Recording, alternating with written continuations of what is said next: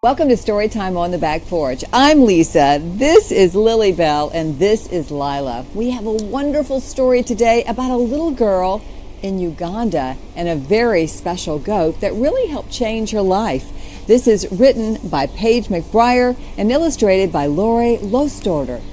Let's find out all about Beatrice and her goat. If you were to visit the small African village of Kisinga in the rolling hills of western Uganda, and if you were to take a left at the crossroads and follow a narrow dirt path between two tall banana groves, you would come to the home of a girl named Beatrice.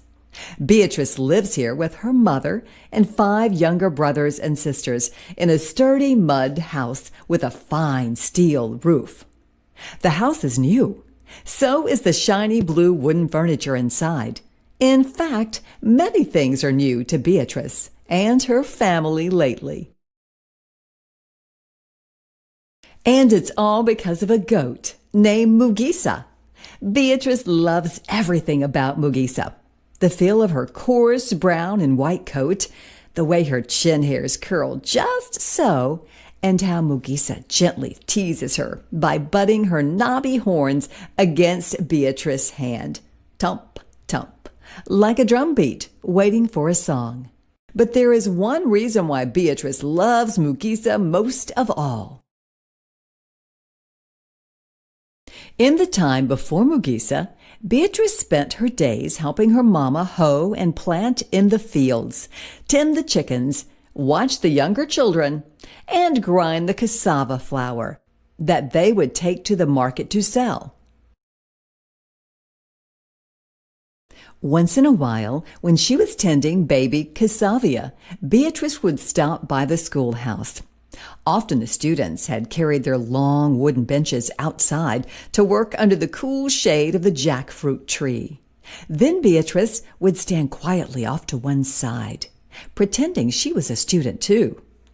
Oh, how she longed to be a schoolgirl! How she yearned to sit on one of the benches and figure sums on a small slate chalkboard. How she wished to turn the pages of a worn copybook and study each word over and over until it stuck in her mind like a burr. "I'll never be able to go to school," she would sigh. "How could I ever save enough money to pay for books or a uniform?" One day while Beatrice was busy pulling weeds, Mama came to her with dancing eyes. "Beatrice, some kind-hearted people from far away have given us a lucky gift. We are one of 12 village families to receive a goat." Beatrice was puzzled. A goat? What kind of gift was a goat? It couldn't get up each morning and start their coal fire for cooking. It couldn't hike down to the stream each week and scrub their dirty clothes clean. It couldn't keep an eye on Grace, Moses, Harriet, Joash, and Pascavia. Her long fingers tugged patiently at the weeds. "That's very nice, Mama," she said politely. Then Mama added, "It will be your job to take care of our goat.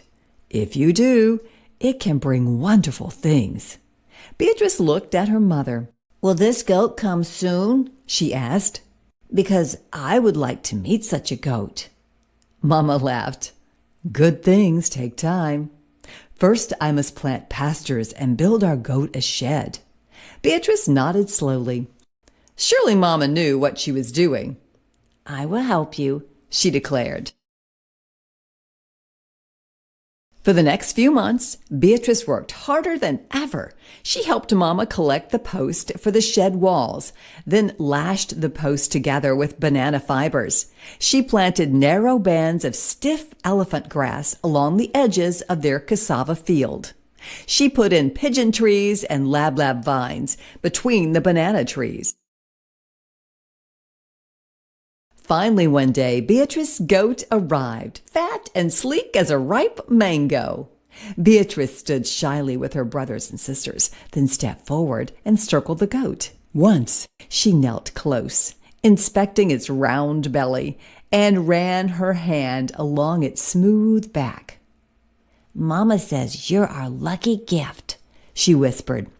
So that is what I will name you. Mugisa, luck. 2 weeks later, Mugisa gave birth. It was Beatrice who discovered first one kid and then, to her surprise, another. "Twins!" she exclaimed, stooping down to examine them. See that, my Mugisa? You have already brought us 2 wonderful things. Beatrice named the first kid Mulindwa, which means expected, and the second Kihimbo, or surprise. Each day, Beatrice made sure Mugisa got extra elephant grass and water to help her produce lots of milk, even though it meant another long trip to the stream and back. When the kids no longer needed it, Beatrice took her own first taste of Mugisa's milk. Sweet, she said, mixing the rest in her cup of breakfast porridge. Beatrice knew Mugisa's milk would help keep them all much healthier. Now, each morning after breakfast, Beatrice would head off to the shed to sell whatever milk was left over. "Open for business," she would say, in case anyone was listening. Often she would spy her friend Bunine coming through the banana groves. "Good morning, Beatrice, Mugisa, expected and surprise," Bunine would always say. Then he would hand Beatrice a tall pail that she would fill to the top with Mugisa's milk. When Beatrice finished pouring, Bunine would hand her a shiny coin, and Beatrice would carefully tuck the money into the small woven purse at her side. Day after day, week after week, Beatrice watched the purse get fuller. Soon there would be enough money for a new shirt for Moses and a warm blanket for the bed she shared with Grace. One day, Beatrice returned from collecting water and noticed Mama frowning and counting the money in her woven purse. Beatrice put down the water can and rushed to her mother's side. "Mama, what is it?" she asked. "What's wrong?"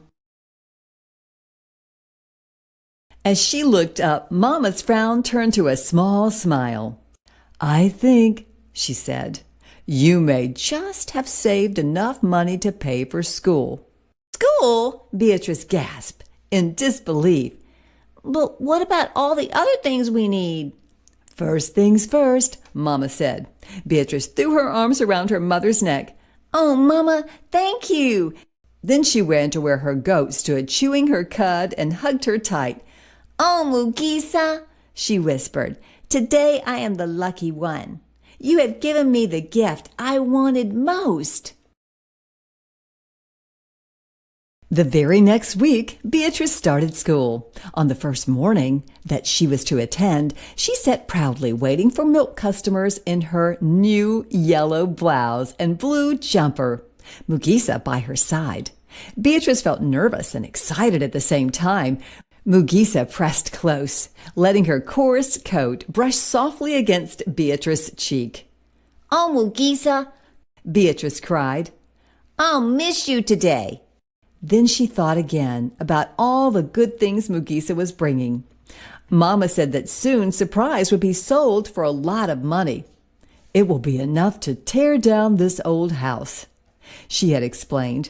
"We will be able to put up a new one with a steel roof that won't leak during the rains." Beatrice heard a rustle and noticed Bunine heading toward her with his empty milk pail. He eyed her new uniform and sighed. "You're so lucky. I wish I could go to school." Beatrice reached out and touched Bunine's arm. "I've heard that your family is next in line to receive a goat." A smile crossed Bunine's face. "Really?" "Really?" Then Beatrice kissed Mugisa on the soft part of her nose, close to where her chin hairs curled just so, and started off to school. Isn't it amazing how one goat could provide so many things for Beatrice and her family? She was able to go to school, they had good things to eat, and it helped them to have a better place to live. What a great story. Beatrice, goat. So glad you joined us today for this story. Be sure and join us again for a read aloud story anytime here on Storytime on the Back Porch.